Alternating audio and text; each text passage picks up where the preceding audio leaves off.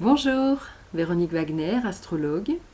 Aujourd'hui nous sommes le 17 juin 2016 et ce sont ces jours-ci quelques jours particuliers pour moi car ma fille aînée passe ses épreuves de baccalauréat. Et j'ai été, en tant qu'astrologue, fort interpellée par un des sujets qui est tombé dans sa série S au bac philosophie. Donc le bac philo, on le sait, voilà, c'est toujours sujet bien sûr à beaucoup de réflexion, c'est le but. Et j'ai trouvé que l'un des sujets était bien en rapport avec mon domaine de l'astrologie et j'ai eu envie de vous le partager, de vous le lire et de vous donner mon regard sur ce point de vue. Donc c'est un extrait du Prince de Machiavel, donc ça date quand même de 1532, et malgré ce texte a toute sa place encore dans le débat humain de nos jours. Je n'ignore pas que beaucoup ont pensé et pensent encore que les choses du monde sont gouvernées par Dieu et par la fortune, et que les hommes, malgré leur sagesse, ne peuvent les modifier, et n'y apporter même aucun remède. En conséquence de quoi, on pourrait penser qu'il ne vaut pas la peine de se fatiguer et qu'il faut laisser gouverner le destin. Cette option a eu, à une époque, un certain crédit du fait des bouleversements que l'on a pu voir et que l'on voit encore quotidiennement, et que personne n'aurait pu prédire. J'ai moi-même été tentée en certaines circonstances de penser de cette manière.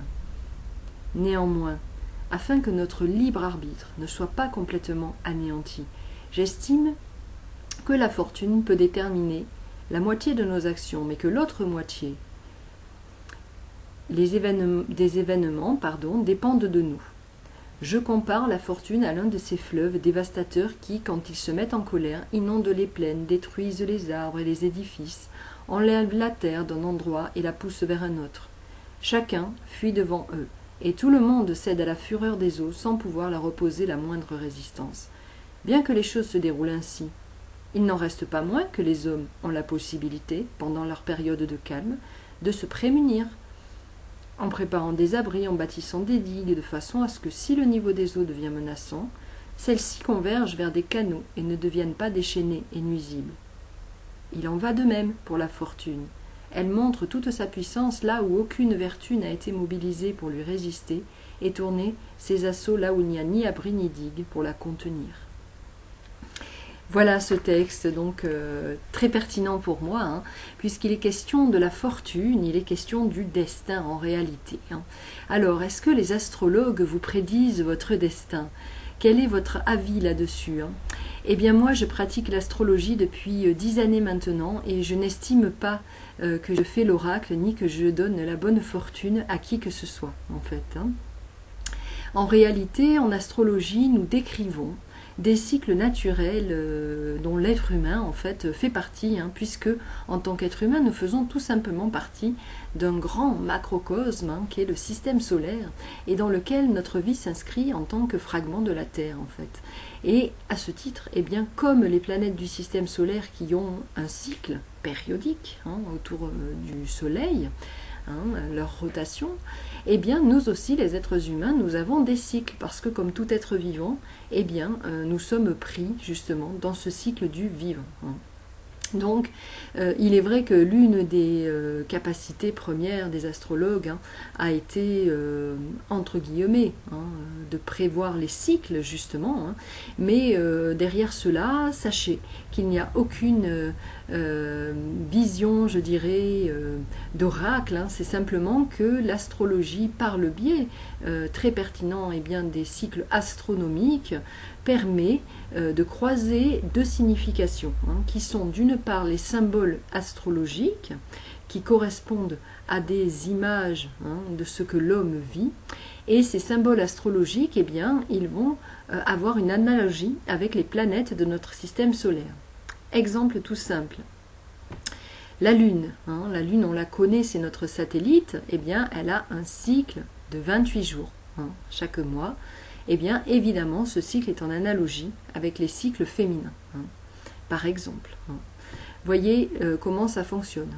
Autre exemple, Saturne est une planète qui a environ un cycle de rotation de 29 ans autour du Soleil. Et c'est vrai qu'en analogie, nous pouvons décrire des cycles qui concernent l'être humain. Donc cette planète Saturne qui met environ 30 ans à faire le tour du Soleil, eh bien elle a donc des quarts de cycle tous les 7 ans. Hein. Donc à 7 ans, on va dire que c'est l'âge de raison. Pour nous, ça correspond au quart de Saturne.